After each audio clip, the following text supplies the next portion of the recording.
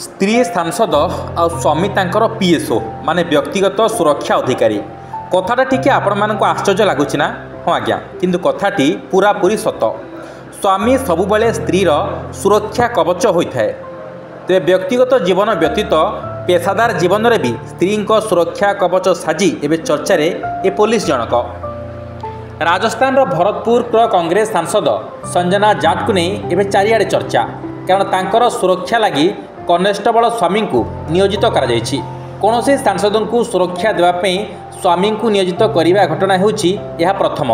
तेरे आल्बर एसपी आनंद शर्मा को निर्देश रे सांसद कनेस्टेबल स्वामी को तांको व्यक्तिगत सुरक्षा अधिकारी पीएसओ भाव नियोजित कर घटना को नहीं सांसद संजना जाट प्रतिक्रिया दे कहते मो स्वामी होउछंती मोर शक्ति, वर्तमान से ड्यूटी समय मो सहित रहिबे, एहाठारु आउ भाग्यर कथा कौन हो पारे। से पूर्वर मध्य मो सहित थिले एवं वर्तमान मध्य मो सहित अछंती।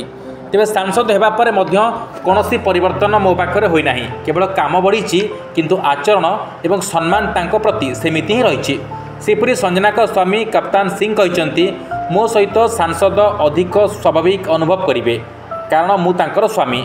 तांको सुरक्षा पे काम करिवार सुजोग मिलिथिबारु मते खुशी लागुछि। गत मासरे एने निज पक्षरु आमे अनुमति मागिबा परे पुलिस विभाग आम प्रस्ताव रे राजी होइतिला। या परे आल्बर एसपी आनंद शर्मा को निर्देश रे मते संजना को व्यक्तिगत सुरक्षा अधिकारी पीएसओ भावे नियोजित करा जायछि। Bureau report news alert 24x7।